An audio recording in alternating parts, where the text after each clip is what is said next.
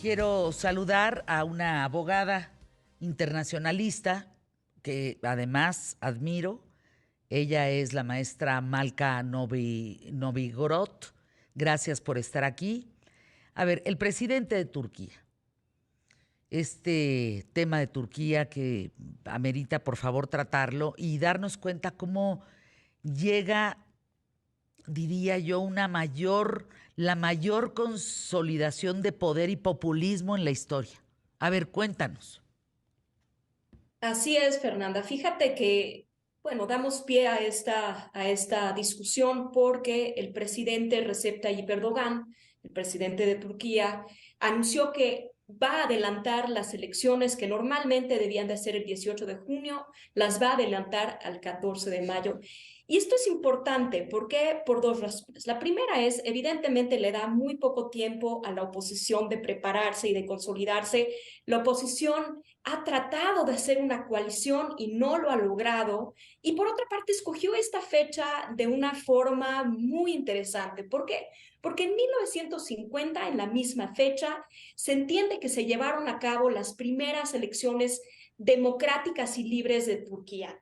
Y tú lo has dicho muy bien, da pie a una discusión súper rica en el sentido de que Turquía era una democracia muy respetada y Erdogan, a través de los mecanismos de la democracia, ha ido mermándola, ha ido deshaciéndola. ¿Y qué ha hecho? Fíjate que cuando subió al poder en 2002, todo el mundo lo aclamó como el gran reformador.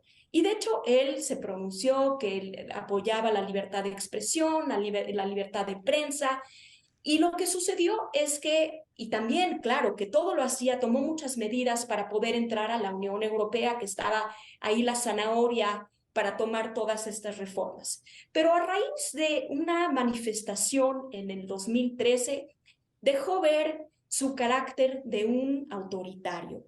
Esta, esta manifestación empezó de una forma pues muy aleatoria en un parque de Istambul, donde se empezaron a manifestar los jóvenes de que no querían que hagan ciertas modificaciones, un cuartel militar. Y este hombre fue y los reprimió. Y a partir de eso empezó a perseguir a todos sus opositores, empezó a mermar todas las instituciones, todos estos activistas que detuvo con la fuerza y abogados y periodistas que hablaron en su contra, que tenían, digámoslo, tenían la libertad de expresión, se vieron con la sorpresa de que este señor no es ningún demócrata. De hecho, se le adscribe una frase súper interesante. Cuando él era alcalde de Istambul, él dijo que la democracia es como un tranvía. Cuando llegas a la estación, te tienes que bajar. Y eso lo ha hecho. ¿Qué ha hecho? Ha utilizado, ha tomado las instituciones y básicamente les ha quitado el presupuesto, las ha mermado de su poder, ha hecho medidas para encarcelar a todos sus opositores. De hecho, no sé si ustedes recuerdan que en el 2016 hubo un golpe de Estado que hizo que se consolidara incluso más el poder. Fue un golpe de Estado fallido, donde hizo una depura de todos sus opositores y aprovechó esta ocasión para quitarse a gente indeseable en todos los ámbitos, en el ejército, en la prensa, activistas y demás. Y después surgió que en un referéndum, que tenía toda la fuerza para hacerlo, decidió que de ser un sistema parlamentario antes del Ujú. 2018, lo cambió a un sistema presidencialista. Entonces, empezó a construir un culto al poder, un culto a la personalidad, empezó a consolidar incluso más su poder. De hecho, hay un video interesantísimo de Erdogan hablando como el gran Saladín, ¿no? Casi una figura mítica que utilizó la religión como un discurso divisivo entre seculares y religiosos, acusando a los seculares de conspirar y de, pues aquí como los conservadores, algo así, ¿no? Entonces, vemos lo que está pasando en Turquía y estas elecciones van a ser trascendentales. Y van a ser trascendentales porque puede ser el último vestigio de democracia que veamos de Turquía. Se ha Ujú. dedicado, hay dos contendientes o tres contendientes que son muy fuertes. Uno es Ekrem İmamoğlu, que es el alcalde de Estambul, que puede ser una contienda y un gran favorito. Recordemos que cuando fueron las pasadas elecciones, Estambul logró que gane la oposición. Y también está Mansur Yavaş, que es el alcalde de Ankara, y Kemal Kılıçdaroğlu. Es muy interesante qué está pasando con la oposición y creo que tenemos un aprendizaje que hacer. La oposición, por cuestión de egos, por cuestión de personalidades, no se logran poner de acuerdo ante una elección trascendental en donde se está viendo que el último golpe para darle a la democracia está ahí y ellos no logran ver, como lo que pasó en Venezuela un poco, que la oposición no logró entender la magnitud del momento histórico para aliarse. Ahora, claro que estas elecciones se dice que son libres, pero no se dice que son iguales, es decir, todo el peso del Estado está atrás de Erdogan. Erdogan tiene un tema interesante que lo hace un poco débil, que es la economía. Pues, ¿qué ha hecho el señor? Alzó los sueldos, alzó las No, no, no, pensiones, no. dio todas estas medidas populares para ganarse a todos sus adeptos. Claro que eso va a tener un peso muy fuerte en la economía de Istambul, en la economía de Turquía, que ya ha estado muy débil y tiene una inflación muy alta. Pero todas estas cosas a estos populistas autoritarios no parecen importarles mucho. Lo que importa es rehacerse del poder y lograr que la oposición no tenga ese poder. Y ha hecho, por ejemplo, a Ekrem Imamoglu, que es el alcalde de Estambul, le ha inventado cargos, de hecho, a ver si puede incluso contender, porque él se adueñó de las cortes y su influencia llegó a las cortes. Entonces, se ha logrado inventar cargos para sus opositores, para desestimarlos en la contienda. Igual el partido procurdo, el HDP, ha logrado que casi lo eliminen de la contienda. Entonces, hay que abrir bien los ojos. Y por otro lado, esta es una elección que no solo le incumbe a Turquía, le incumbe al mundo.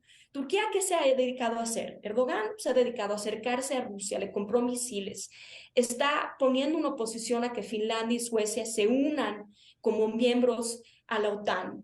Se ha dedicado a crear un polo, se ha aliado con Venezuela, con Cuba, con otros indeseables en el mundo para consolidar un poder como de otro eje. Entonces, ante lo que está pasando en Ucrania, es claro que nadie quiere ver un poder o un Erdogan reloaded, ¿no? No, Entonces, no, bueno. creo que hay que tener muchos ojos y ver bien qué es lo que está pasando en Turquía y más importante, aprender qué está pasando en Turquía. Este señor, a través de los mecanismos de la democracia, la ha destruido, pero lo ha hecho gota a gota. Entonces, el electorado no se percata de qué está pasando. Son como juegos de manos en la magia. Ve acá, y por abajo estoy quitando libertades, estoy jalando el tapete democrático, y después se despiertan viendo que es un país, bueno, ya lleva 20 años en el poder, país completamente diferente a lo que fue la intención en un momento que sea. Oye, algunos suecos queman copias del Corán. Son imágenes eh, aterradoras en el sentido de que suben a redes sociales lo que esto significa. ¿Qué podría para nosotros representar y tener en reflexión, Malca, el hecho de que las extremas, no importa si son izquierdas o de derechas, pero los extremos lleguen al poder? ¿Y qué genera eso, no? ¿Qué no estamos entendiendo en México que hoy está pasando en Turquía? Me decía hace un momento Oppenheimer que el trompudo Trump ya lanzó nuevamente su candidatura para ser presidente de Estados Unidos por segunda ocasión. ¿Qué está pasando en el mundo que estamos dando cabida a estos líderes extremistas, tanto para la izquierda como para la derecha, que acaban dándole la torre a los países y enemistándonos unos a otros?